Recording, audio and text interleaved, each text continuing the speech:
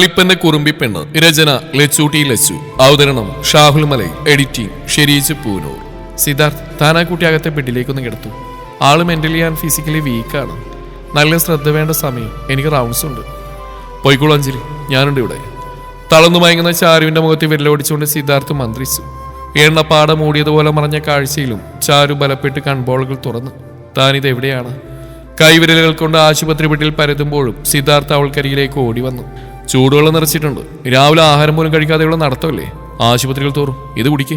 എഴുന്നേൽക്കാൻ ശ്രമിക്കുന്ന അവളെ പിടിച്ചെഴുന്നേൽപ്പിക്കുമ്പോഴേക്കും തടയുന്ന കൈകൾ അയാൾ തട്ടിമാറ്റി. ഫ്ലാസ്കിന്റെ അടപ്പിൽ വെള്ളം പകർന്ന അയാൾ അവൾക്ക് നേരെ വെച്ച് നീട്ടി. നല്ല ദാഹം തോന്നിയിരുന്നുവെങ്കിലും സിദ്ധുവിനോടുള്ള വെറുപ്പ് മൂലം അവളത് വാങ്ങിയില്ല. നിനക്ക് വേണ്ടായിരിക്കും. മുമ്പ് എൻ്റെ കയ്യിൽ നിന്നൊന്നും നിനക്ക് ഇഷ്ടമല്ലായിരുന്നല്ലോ. ക്ഷീണം മാറിയെങ്കിൽ വേഗം ഇറങ്ങിക്കോളൂ. ഞാനും വീട്ടിലേക്കാ. ഒറ്റക്കാ വന്ന് പോകുന്ന അങ്ങനെ തന്നെ ആയിരിക്കും. ഒരു നോക്കുകൊണ്ട് പോലും സിദ്ധാർത്ഥിനെ കവനിക്കാതെ ചാരുലത കിടക്കി വിട്ടെണീറ്റു. ഇനി ഇവിടെ നിന്നിട്ടോ ഡോക്ടർ അഞ്ജലിയെ വീണ്ടും കണ്ടിട്ടോ കാര്യമില്ലെന്ന് ചാരുവിന് മനസ്സിലായിരുന്നു. പുറത്തേക്ക് ഇറങ്ങുമ്പോഴും തന്നെ ലോബിയുടെ മറവിൽ നോക്കി നിൽക്കുന്ന സിദ്ധാർത്ഥിനെ കണ്ടപ്പോൾ സത്യത്തിൽ അവിടെ നെഞ്ചുരുകുന്നുണ്ടായിരുന്നു. വീട്ടിലേക്ക് എങ്ങനെ എത്തിയോ അറിയില്ല. വന്നപാടെ ക്ഷീണം കിടക്കമേൽ തീർത്തു. കണ്ണുകൾ നിറയുന്നുണ്ടായിരുന്നു. സിദ്ധാർത്ഥുമായുള്ള കൂടിക്കാഴ്ച പ്രതീക്ഷിച്ചതായിരുന്നെങ്കിലും ഇത്രയും പെട്ടെന്ന് സ്വപ്നത്തിൽ പോലും ഇല്ലായിരുന്നു. ആഗ്രഹിക്കാതെ അയാൾ എനിക്ക് മേൽ അടിച്ചേൽപ്പിച്ച ഈ കുഞ്ഞിനെ അറിഞ്ഞുകൊണ്ട് തന്നെ നഷ്ടപ്പെടുത്തി. അയാൾക്ക് മുമ്പിൽ ജയിക്കണമെന്ന് വ്യാമോഹിച്ചു പോയി താൻ. സ്വന്തം ചോരയാണ്, ജീവന്റെ അംശമാണ്. ഉദരത്തിൽ ഇപ്പോഴും പറ്റിച്ചേർന്ന് കിടക്കുകയാണ്. പക്ഷെ ഒരുപാട് കാരണങ്ങൾക്കിടയിൽ പോലും അയാളോടുള്ള വെറുപ്പിന്റെ തട്ട് താണു തന്നെ കിടക്കുകയാണ്. രാച്ചിയമ്മ പല പ്രാവശ്യമായി വാതിൽ മുട്ടുന്നുണ്ട്. ചാരു തിരികെ ശബ്ദിച്ചതേയില്ല. ഉറങ്ങുകയാണെന്ന് തന്നെ കരുതിക്കോട്ടെ. ചിന്തകൾക്കും കരച്ചിലിനുമിടയിൽ എപ്പോഴൊക്കെയോ മയക്കമീമകളെ ഇറുകെ പുണർന്നു. രാത്രി ഭക്ഷണത്തിനായി ഡൈനിങ് ടേബിൾ മുമ്പിലേക്ക് ഇരുന്നപ്പോഴായിരുന്നു പുറത്ത് കാറു നിൽക്കുന്ന ശബ്ദം കേട്ടത്. പകുതിയാക്കിയ ആഹാരത്തിന് മുമ്പിൽ നിന്ന് എഴുന്നേൽക്കാൻ തുടങ്ങിയപ്പോഴേക്കും ടേബിളിന് മുകളിൽ നിറയുന്ന കടലാസ് പൊതികൾ ചാരു കണ്ടു. കുറച്ച് ഫ്രൂട്ട്സ് രാച്ചിയമ്മേ, ഫ്രിഡ്ജിലേക്ക് എടുത്ത് വെച്ചേക്കും. ചാരുവിനെ നോക്കിക്കൊണ്ടാണ് അയാളത് പറഞ്ഞു. ശരി കുഞ്ഞേ. രാച്ചിയമ്മ പൊതികൾ ഓരോന്നായി അടുക്കാൻ തുടങ്ങി. ഒരു പ്രഭാതം കൊണ്ട് അയാൾ ഇവരെയും വരുതിലാക്കിയോ? ചാരുവിന് അവരുടെ പരിചയം അത്ഭുതമായി തോന്നിപ്പോയി.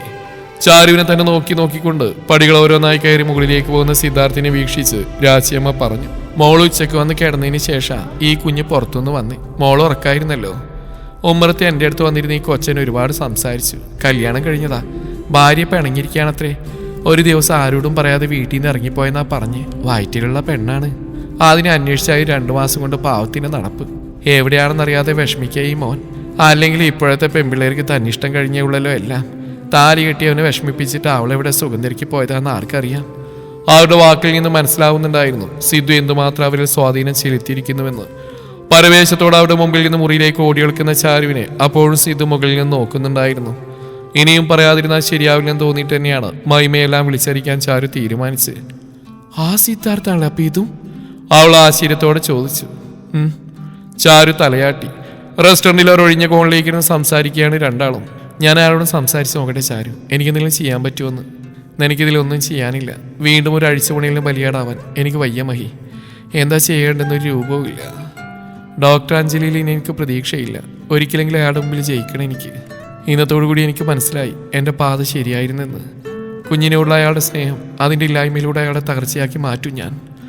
അവളുടെ സ്വരത്തിലെ മൂർച്ച ഒരു നിമിഷം മഹിയെയും ഭയപ്പെടുത്തി. നീ ഇങ്ങനെയൊന്നും ആയിരുന്നില്ലല്ലോ ചാരു. മറുപടിയായി ചാരു മൗനമായി ഒന്ന് പുഞ്ചിരിച്ച് മാത്രമേ ഉള്ളൂ. തുടർച്ചയായി വരുന്ന മെസ്സേജിന്റെ ശബ്ദവും മഹിയെ അലോസരപ്പെടുത്തുന്നുണ്ടായിരുന്നു. സൈകെട്ട് ഫോൺ സ്വിച്ച് ഓഫ് ചെയ്ത് വയ്ക്കുന്ന മഹിയെ ചാരു ഒന്ന് പാളി നോക്കി. എന്തോ ചുറ്റിക്കളി മണക്കുന്നുണ്ടല്ലോ മഹി. ചുറ്റിക്കളി എന്നല്ലേടി, ഇതൊരു തരം ഒളിച്ചു കളിയാ.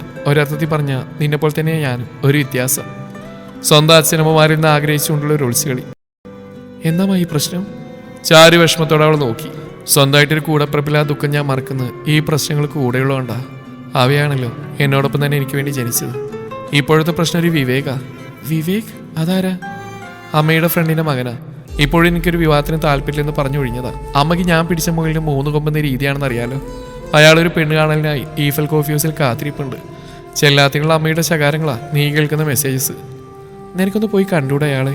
ചിലപ്പോൾ നിന്റെ ചിന്താഗതിക്കത്ത ഒരാളാണെങ്കിൽ കൈവിട്ടതിനെ പറ്റി ഓർത്ത് വിഷമിക്കേണ്ടി വരും ഒരിക്കൽ. ഒരു മാത്രം ചിന്തിച്ചിരിക്കുന്ന അവളെ ചാരു വീണ്ടും നിർബന്ധിച്ചു. അമ്മയെ വെറുതെ വിഷമിപ്പിക്കേണ്ട, ഒന്ന് പോയിട്ട് വാ. മനസ്സിലാ മനസ്സോടെ മഹിമ എഴുന്നേറ്റു. ആത്മവിശ്വാസം കൊടുത്ത് യാത്രയാക്കുമ്പോഴും തിരികെ ടേബിൾ മുമ്പിൽ വന്നിരിക്കുമ്പോഴും മഹിമയെക്കുറിച്ചുള്ള ചിന്തകളും ചാരുവിനെ അലട്ടുന്നുണ്ടായിരുന്നു. തനിക്ക് വേണ്ടി ഒരുപാട് കഷ്ടപ്പെടുന്നുണ്ട് പാവം. ഇവിടുന്ന് പോകുന്നതിന് മുമ്പ് ആൾക്ക് വേണ്ടി എന്തെങ്കിലും ചെയ്യണം. തന്റെ ലക്ഷ്യം പൂർത്തീകരിച്ചതിന് ശേഷം അവൾ ഓരോന്നും ചിന്തിച്ചുകൊണ്ട് പുറത്തേക്ക് നോക്കിയിരുന്നു. Madam bill. വെയിറ്റർ കൊണ്ടുവച്ച ബില്ല് നോക്കുന്നതിനിടയിലായിരുന്നു പൈസ എടുത്തില്ലെന്ന് അവൾ ഓർത്ത്. ഈശ്വര, തനിക്ക് എങ്ങനെ അബദ്ധം പറ്റി? മൈമയോടെല്ലാം തുറന്നു പറയാനുള്ള വ്യഗ്രതയിലെല്ലാം മറന്നു. കഴിച്ചതിന്റെ കാശ് എങ്ങനെ ഇനി അടക്കുന്നത്? ശീതീകരിച്ച മുറിയിൽ അവളുടെ മുഖത്ത് വിയർപ്പൊട്ടി. എന്ത് ചെയ്യണമെന്നറിയാതെ കുഴഞ്ഞിരുന്നപ്പോഴായിരുന്നു വെയിറ്റർ വീണ്ടും വന്ന്. മാഡം, നിങ്ങളെയാണ് തോന്നുന്നു, പുറത്തൊരാൾ അന്വേഷിക്കുന്നുണ്ട്, റിസപ്ഷൻ സൈഡിൽ. ഞാൻ ബില്ല് അദ്ദേഹം പേ ചെയ്തു മാം. ഉള്ളിലൊരു തണുപ്പ് നിറയുന്ന ചാരു അറിഞ്ഞു. ആരാണെന്നറിയാനുള്ള ഓട്ടത്തിനിടയിൽ കണ്ടു പുറത്ത് കാറിന്റെ ബോട്ടിൽ ചാരി തന്നെ കാത്തുനിന്നോണം ചാരി നിൽക്കുന്ന സിദ്ധാർത്ഥിനെ. പൊങ്ങി വന്ന ആകാംക്ഷ ഒറ്റ നിമിഷം കൊണ്ട് കെട്ടടങ്ങി. കടമകൾ ചോദിക്കാതെ തന്നെ നിറവേറ്റി തന്നെ വീണ്ടും തോൽപ്പിക്കാനുള്ള ശ്രമം, അല്ലാതെ എന്ത്? ദേഷ്യത്തോടെ അയാളെ കടന്നു പോകവേ സിദ്ധാർത്ഥി ചാരുവിനെ തടഞ്ഞു. ചാരുവേ, ഒരമണിക്കൂർ അത്രമാത്രം മതി, എനിക്ക് വേണ്ടി മാറ്റി വെച്ചൂടെ? എനിക്ക് പറയാനുള്ളതിലൊന്ന് കേട്ടൂടെ? മറുപടി പറയാതെ വീണ്ടും നടക്കാനൊരുങ്ങവേ സിദ്ധാർത്ഥിന്റെ കൈകൾ അവിടെ കൈകൾ വിലങ്ങി വീഴ്ത്തി. പ്ലീസ് പോവരുത്. അപേക്ഷയോ യാചനയോ എന്തെന്ന് നിർവചിക്കാനാവാത്ത ഭാവം. നിങ്ങളോട് ആരാ പറഞ്ഞു ഞാൻ കഴിച്ചതിന്റെ പണം അടക്കാൻ? ഒരാളുടെ ഔദാര്യം ചാരുവിന് ആവശ്യമില്ല. കോപമുണ്ട് അവിടെ മുഖം ചുവന്നു. നീ കഴിച്ചതിൻ്റെ അല്ല, എൻ്റെ കുഞ്ഞിനെ കഴിപ്പിച്ചില്ലേ, അതിനെ ഞാൻ പണം നൽകിയത്. എൻ്റെ കുഞ്ഞിന് വേണ്ടി എന്തു ചെയ്യും ഞാൻ? അതിന് ചാനലതയുടെ സമ്മതം എനിക്ക് ആവശ്യമില്ല. അവളുടെ കൈകളിലെ പിടി മുറുകുന്നുണ്ടായിരുന്നു, ഒച്ച ഉയരുന്നുണ്ടായിരുന്നു. കൈവിട്, ആൾക്കാർ ശ്രദ്ധിക്കുന്നുണ്ട്. അപമാനിച്ച് ഇനിയും മതിയല്ലേ നിങ്ങൾക്ക്? ശ്രദ്ധിക്കട്ടെ, ഞാൻ താലികെട്ടി പെണ്ണിനോടാണ് സംസാരിക്കുന്നത്, എൻ്റെ ഭാര്യയോട്, എൻ്റെ കുഞ്ഞിൻ്റെ അമ്മയോട്. ചോദിച്ചു വരുന്നവരോട് കാണിക്കാൻ തെളിവുകളുണ്ട്, അറിയാലോ നിനക്കത്. ചാരു അസ്വസ്ഥയോടെ കൈപിടിക്കാൻ ശ്രമിച്ചുകൊണ്ടിരുന്നു. നിങ്ങളുടെ ഭാര്യ എന്ന പദവി ഞാൻ എന്നെ വലിച്ചെറിഞ്ഞ് കഴിഞ്ഞിരിക്കുന്നു. മനസ്സിൽ നിന്ന് ശരീരത്തിൽ നിന്ന് നിങ്ങൾ ഞാൻ പറിച്ചു നട്ടു സിദ്ധു.